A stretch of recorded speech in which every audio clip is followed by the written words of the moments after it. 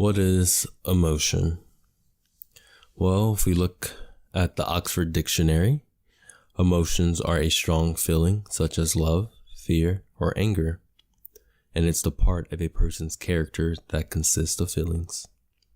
Google's definition of emotion state: it is a natural, instinctive state of mind deriving from one's circumstances, mood, or relationships with others. Now, there are 6 basic types of emotion. They are happiness, sadness, fear, disgust, anger, surprise, or shock. Now, until you learn to control your emotions, you will never be in control of yourself. I'll repeat that again. Until you learn to control your emotions, you will never be in control of yourself. Now, why do I say this? Well, if someone were to punch you in the face, naturally you'd immediately react. Depending on your level of emotional control will determine the type of reaction you choose. A person with a high level of emotional control will act much differently compared to a person with little to no emotional control. It's important to develop a high level of emotional control because it enables you to control the situation. When you're able to control the situation, you're the one with the power. Back to the matter of being punched in the face. Being punched in the face is not fun. I remember back when I was in elementary school, this is when we lived in Dallas. I had a friend named Taylor. Taylor overall was a good kid, but he was also pretty bad and mischievous. One day we were headed in from recess and I had accidentally bumped into him. I didn't think much of it. In fact, the bump was so minuscule that I deemed in my mind it didn't even require an apology. Just 5 seconds later, Taylor punched me in my face. Now, I was a bit reserved back then. I wasn't one for confrontation and all of that, so I just looked at him in confusion. My emotions were running rampant. I was thinking all at once. What, where, when, how, why? All of that. And I just started crying. The punch wasn't even that bad, but the impact that I felt just made me start tearing up. I couldn't think of another reason to soothe what had just happened, so I just started crying.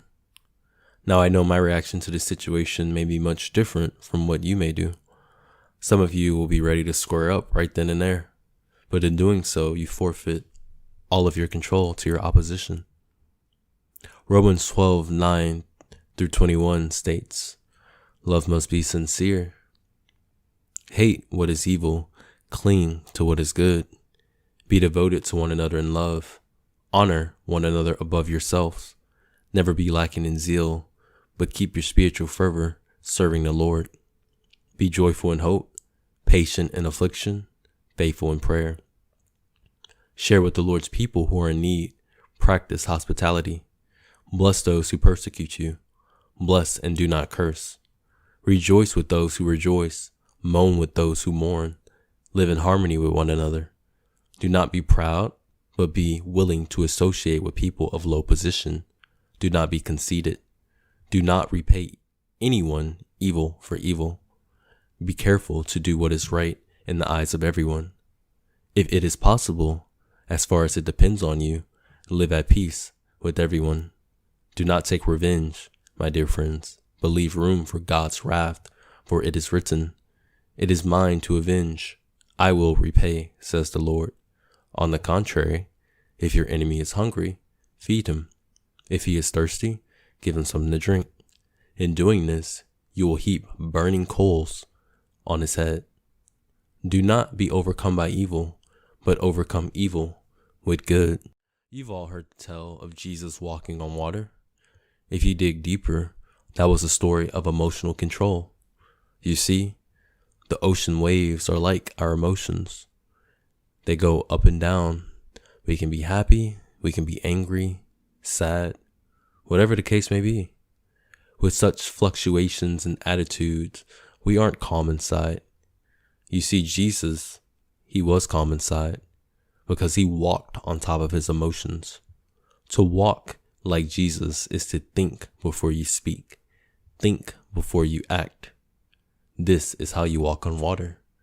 To walk on water is to walk on your emotions.